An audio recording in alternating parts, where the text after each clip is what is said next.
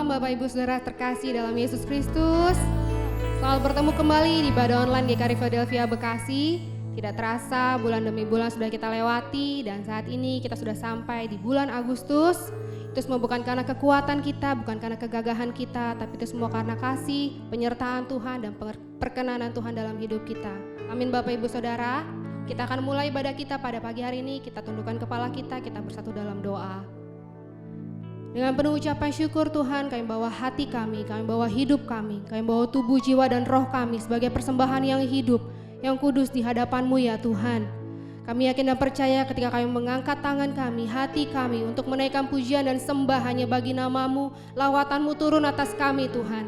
Yang sakit akan disembuhkan, yang letih lesu akan diberikan kekuatan baru, yang dalam kesakan akan mengalami kelegaan dalam nama Yesus. Mari kita semua yang percaya katakan amin.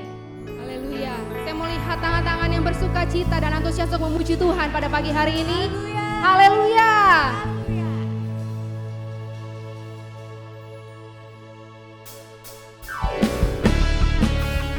Mari kita bersama-sama bertepuk tangan Bapak Ibu Saudara.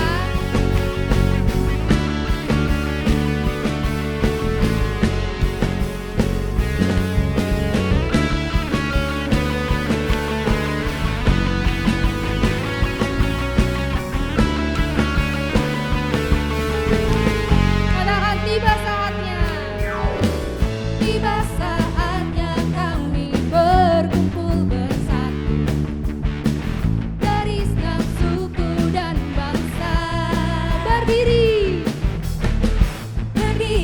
di hadapan tata anak satu suara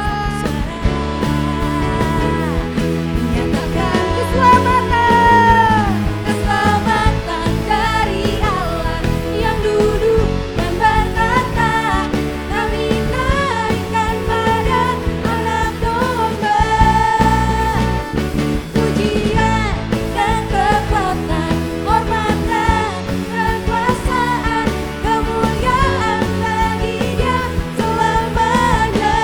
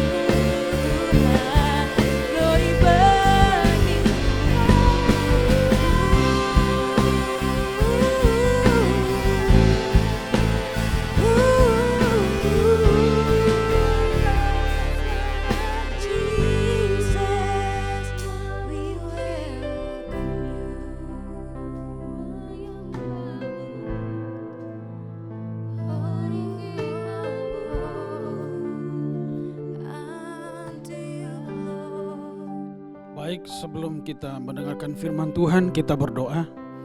Bapa yang baik, Bapa yang kami muliakan di dalam Kristus Tuhan kami, saat pagi hari ini kami bersyukur, berterima kasih kepadamu Tuhan, karena Engkau baik bagi kami. Dan tiba saatnya kami akan merenungkan sebagian daripada kebenaran firman Tuhan. Kami berdoa Engkau Allah Roh Kudus yang membimbing kami, sehingga kami mampu untuk mengerti akan kebenaran-Mu dan melakukannya di dalam kehidupan kami tiap hari. Terima kasih Bapa, kami sambut firman-Mu dalam nama Yesus. Haleluya. Setiap kita yang percaya berkata, amin. Shalom jemaat Tuhan, apa kabar? Saya percaya kita semua diberkati Tuhan, amin.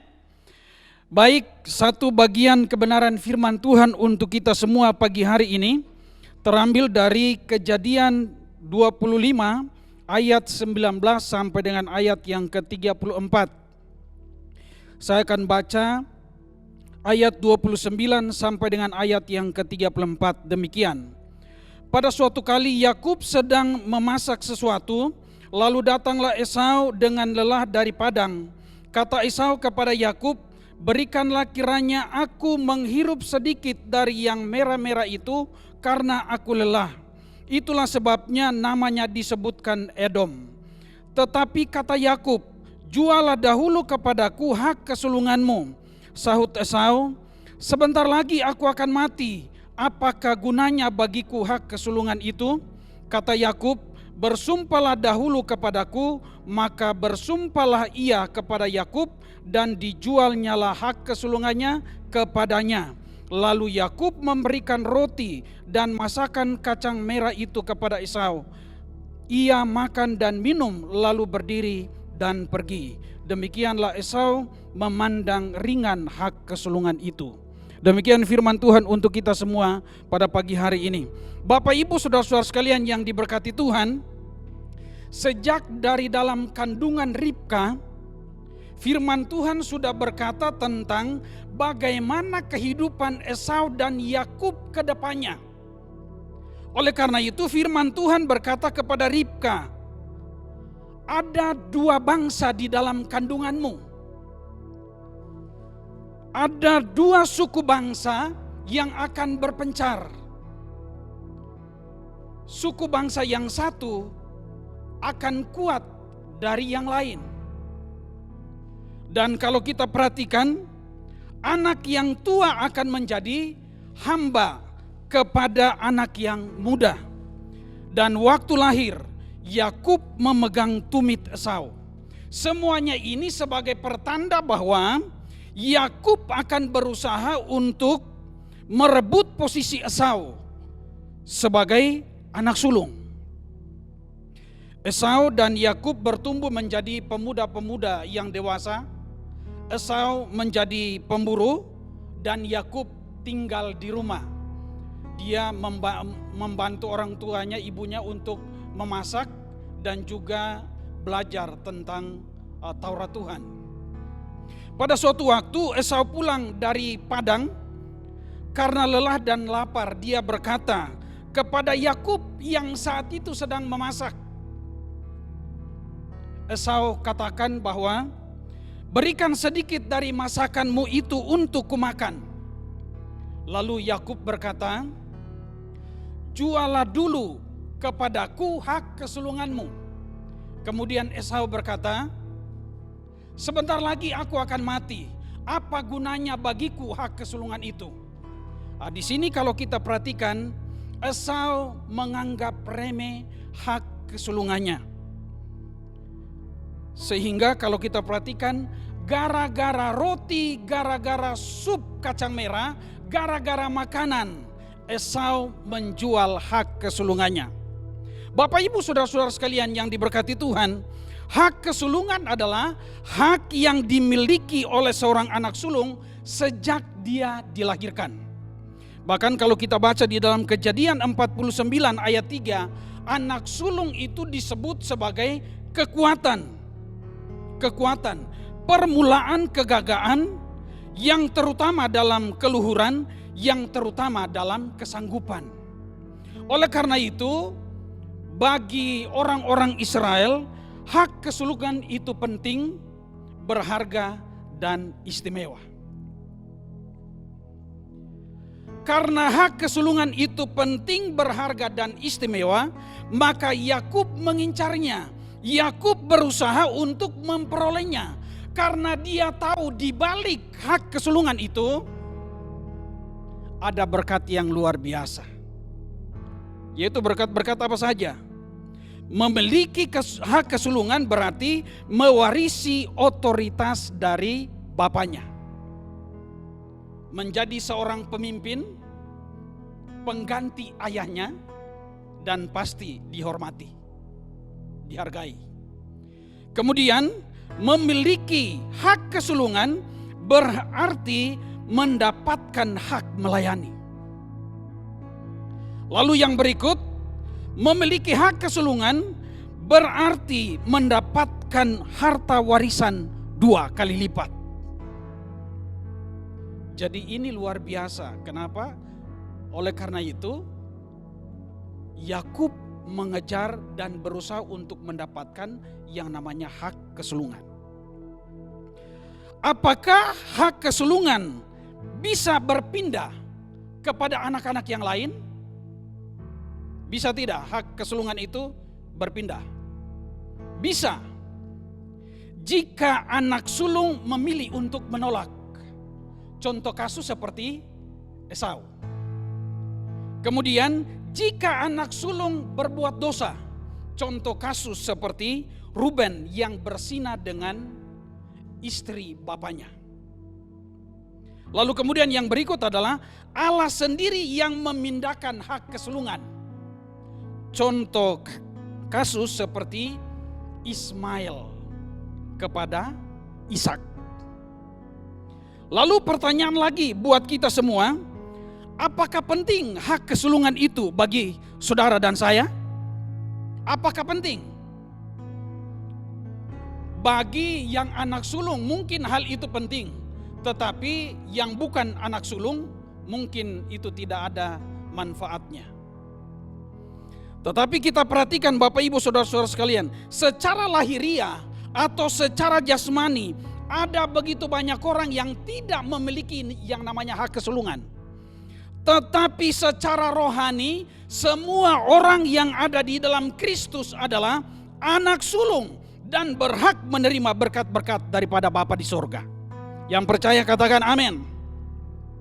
Di dalam Yakobus 1 ayat 18 berkata, atas kehendaknya sendiri Ia telah menjadikan kita oleh firman kebenaran, supaya kita pada tingkat yang tertentu menjadi anak sulung di antara semua ciptaannya. Di dalam Kristus kita menjadi anak sulung. Amin. Ibrani 12 ayat 23, kita disebut jemaat anak-anak sulung.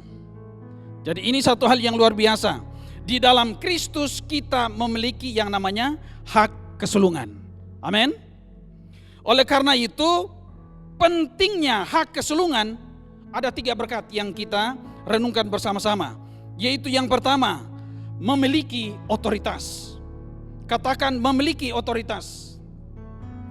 Seperti anak sulung secara lahiriah mewarisi otoritas dari bapaknya, maka secara rohani kita adalah anak-anak sulung di dalam Kristus yang diberi otoritas ilahi. Amin.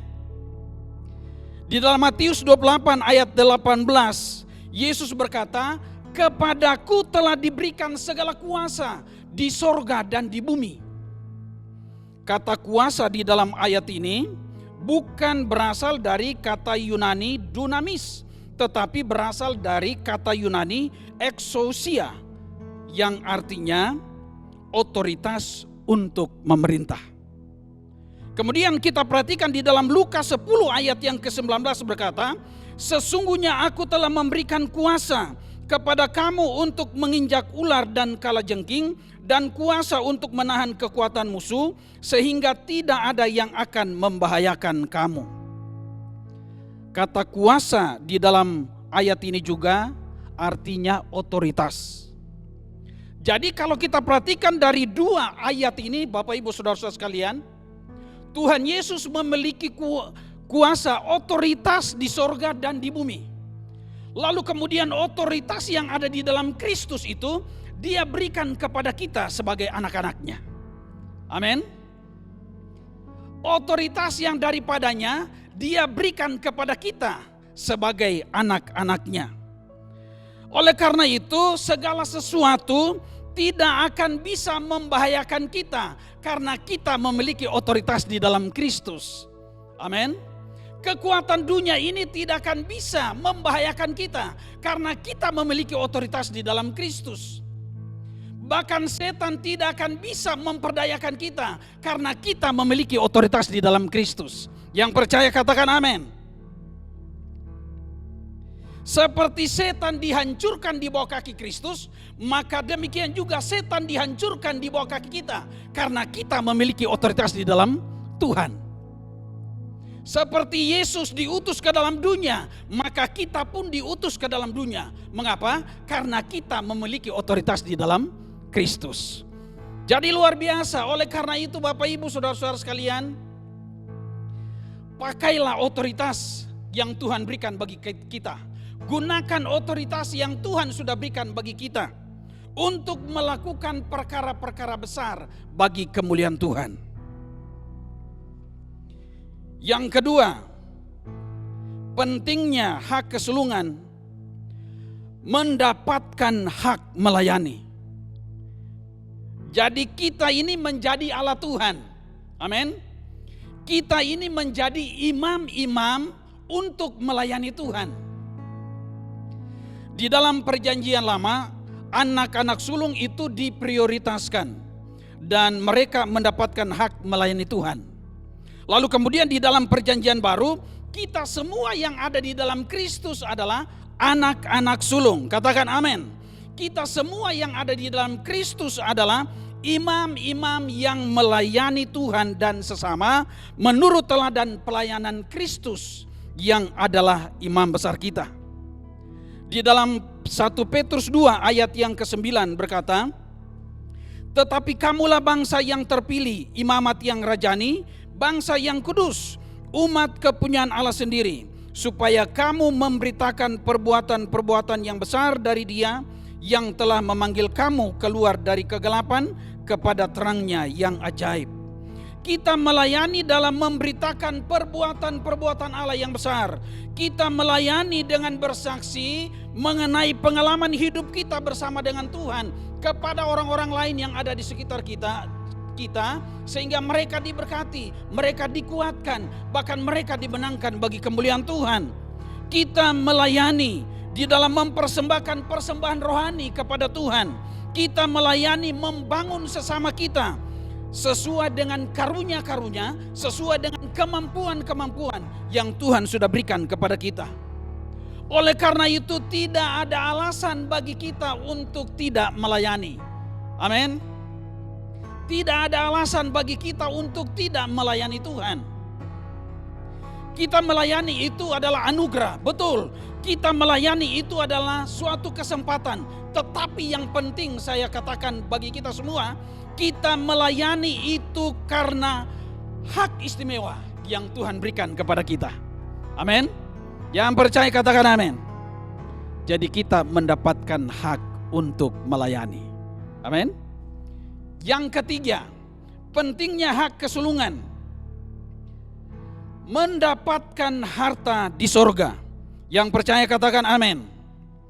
Efesus 1 ayat 3 berkata, terpujilah Allah Bapa Tuhan kita Yesus Kristus yang dalam Kristus telah mengaruniakan kepada kita segala berkat rohani di dalam sorga. Bapak Ibu Saudara-saudara sekalian yang diberkati Tuhan, dari ayat ini dikatakan bahwa Bapa telah menyediakan segala berkat kepada kita. Ya. Dan melalui Tuhan Yesus, semua berkat yang ada di sorga itu dikaruniakan kepada kita. Dikaruniakan kepada kita. Dan berkat rohani terbesar yang Allah berikan kepada kita adalah pengorbanan Kristus. Makanya kalau kita baca di dalam Roma 8 ayat yang ke-32, Ia yang tidak menyayangkan anaknya sendiri, tetapi yang menyerahkannya bagi kita semua, bagaimanakah mungkin Ia tidak mengaruniakan segala sesuatu kepada kita bersama-sama dengan Dia? Allah Bapa saja menyerahkan anaknya yang tunggal, anak satu-satunya, yaitu Yesus Kristus, untuk menderita, untuk menebus, untuk mengampuni dan menyelamatkan kita dari dosa. Apalagi dengan berkat-berkat jasmani, berkat-berkat lahiriah, Tuhan pasti memberikannya kepada kita. Amin. Kalau anak sulung secara lahiriah mendapatkan berkat 2 kali lipat, maka secara rohani kita semua yang ada di dalam Kristus yang adalah anak-anak sulung mendapatkan berkat berlipat kali ganda. Yang percaya katakan amin. Oleh sebab itu raihlah semua berkat itu dengan tetap fokus kepada Tuhan. Raihlah semua berkat yang Tuhan sediakan itu dengan fokus kepada kehendak-Nya.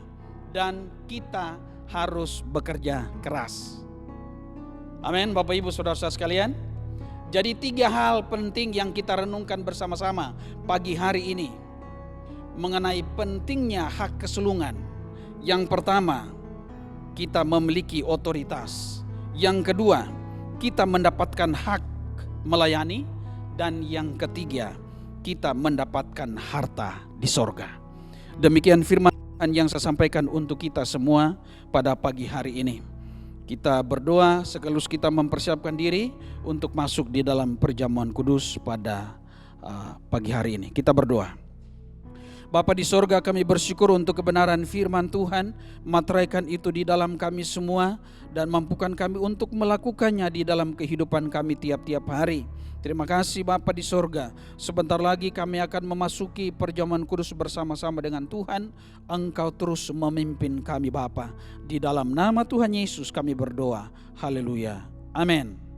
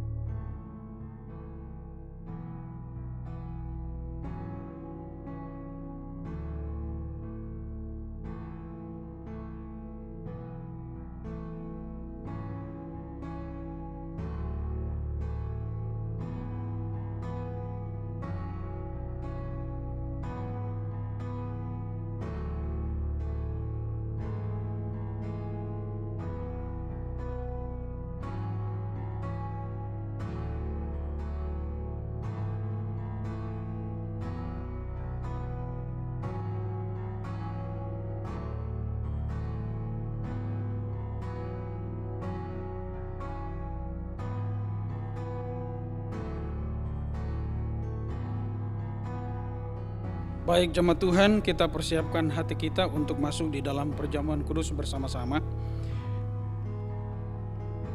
Firman Tuhan berkata, kita tahu bahwa kita berasal dari Allah dan seluruh dunia berada di bawah kuasa si jahat. Akan tetapi kita tahu bahwa anak Allah telah datang dan telah mengaruniakan pengertian kepada kita, supaya kita mengenal yang benar, dan kita ada di dalam yang benar, di dalam anaknya Yesus Kristus. Dia adalah Allah yang benar dan hidup yang kekal.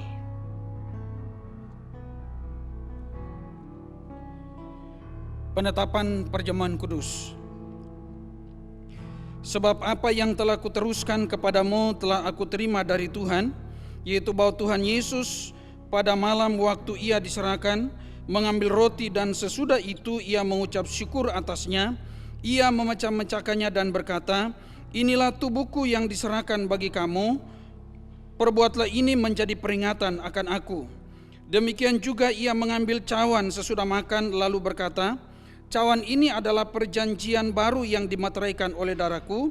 Perbuatlah ini setiap kali kamu meminumnya menjadi peringatan akan aku. Sebab setiap kali kamu makan roti ini dan minum cawan ini, kamu memberitakan kematian Tuhan sampai Ia datang.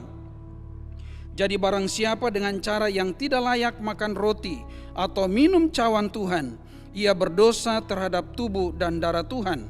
Karena itu hendaklah tiap-tiap orang menguji dirinya sendiri, dan baru sesudah itu ia makan roti dan minum dari cawan itu.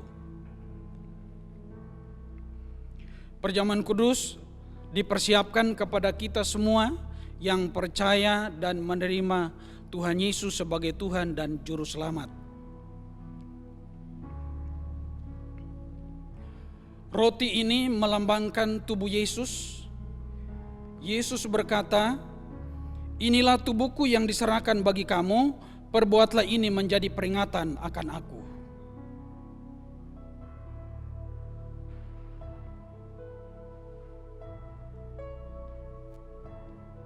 Anggur ini melambangkan darah Yesus. Yesus berkata, "Cawan berkat ini adalah perjanjian baru yang dimateraikan oleh darahku. Perbuatlah ini setiap kali kamu meminumnya menjadi peringatan akan aku."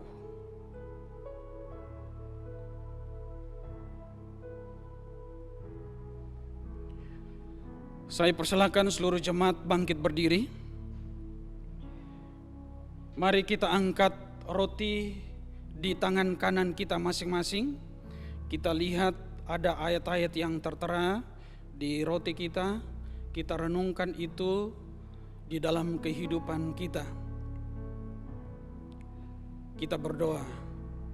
Tuhan Yesus, kami bersyukur kepadamu Tuhan, karena Engkau Allah yang luar biasa, rela mati di atas tiang kayu salib, semuanya itu Engkau lakukan untuk kami. Terima kasih Tuhan Yesus, Engkau Allah yang luar biasa bagi kami. Engkau rela untuk menderita, dicambuk, itu semua Engkau lakukan bagi kami. Terima kasih Tuhan Yesus. Ingatlah tubuh Tuhan Yesus Kristus yang dihancurkan karena dosa-dosa kita. Makanlah dengan penuh iman.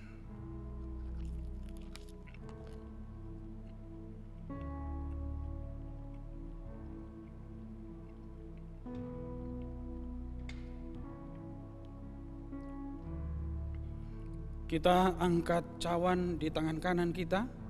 Kita merenungkan bersama-sama tentang karya Tuhan yang Dia perbuat di dalam kehidupan kita. Terima kasih Tuhan.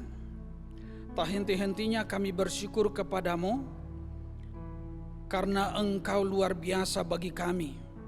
Dan kami berdoa lewat perjamuan kudus ini Tuhan, kami semua jemaat mengalami terobosan. Kami semua jemaat mengalami kelimpahan, yang sakit disembuhkan Tuhan, yang mengalami berbagai-bagai kesulitan, pergumulan, diberikan jalan keluar oleh Tuhan. Dalam nama Yesus, terima kasih Bapa di sorga. Terima kasih Tuhan, terima kasih.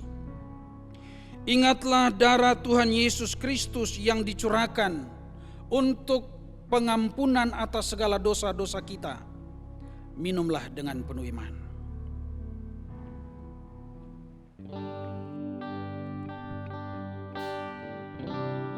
Baik jemaat Tuhan, kita angkat satu lagu pujian.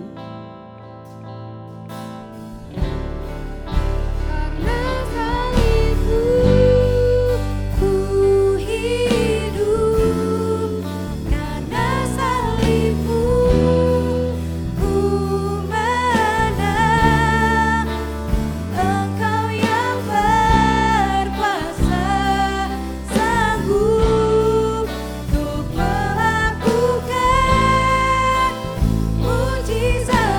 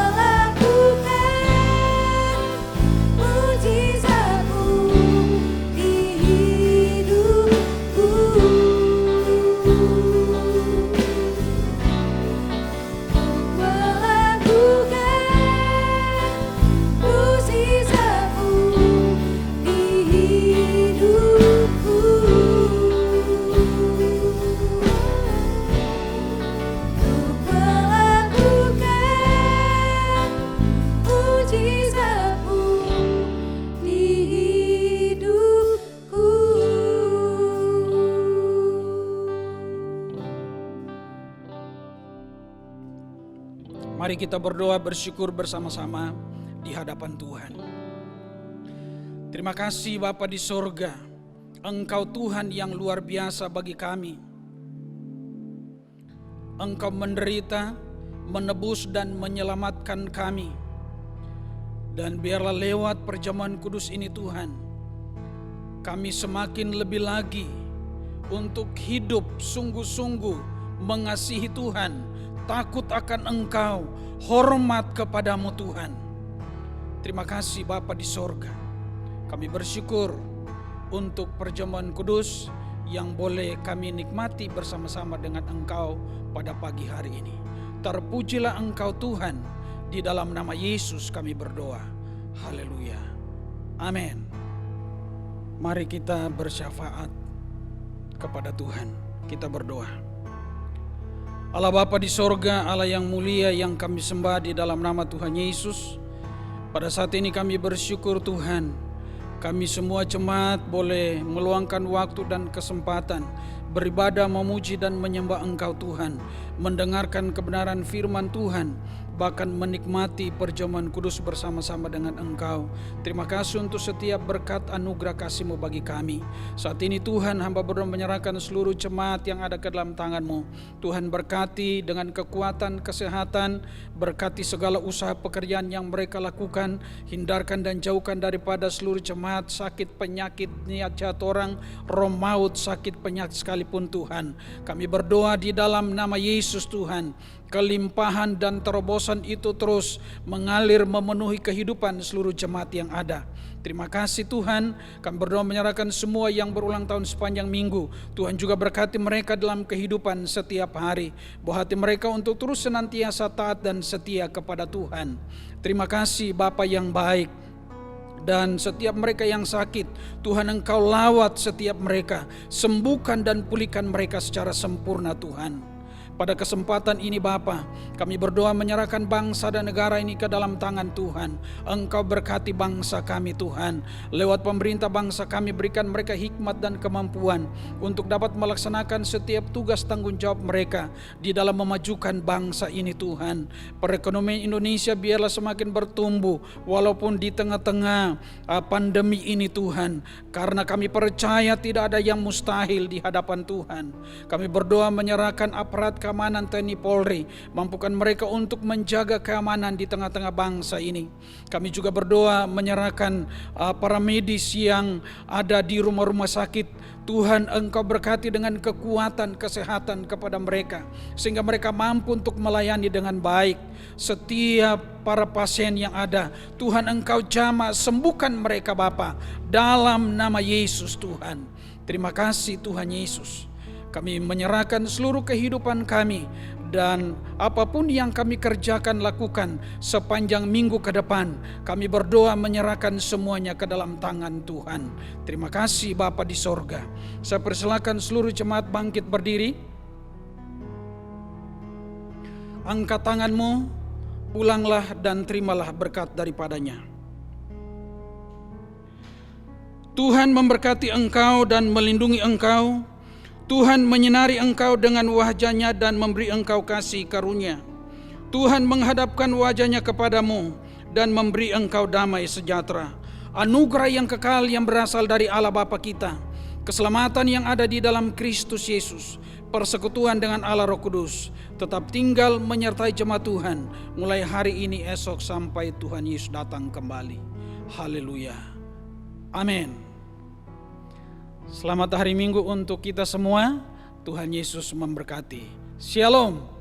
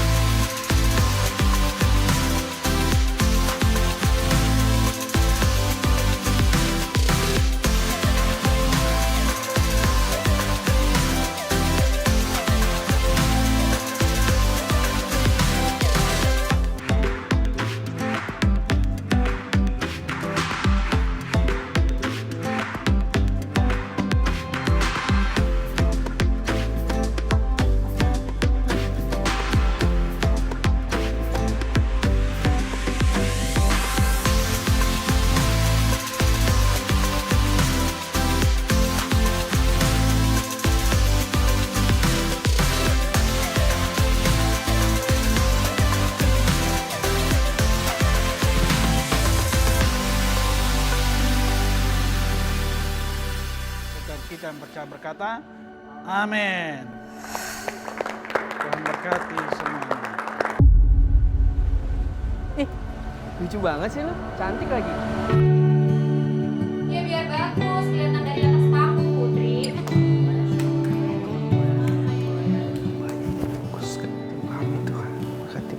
Bro, nanti pas pujiannya udah mulai, bas gue naikin volume ya. Oh, mau coba teknik baru.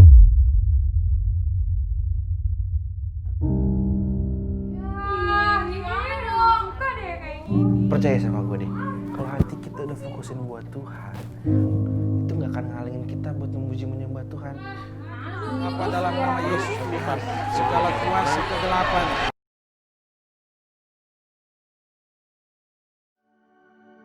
Ah bisa aja lo nih, gue pas sampai kiamat juga bakal tercantik kali.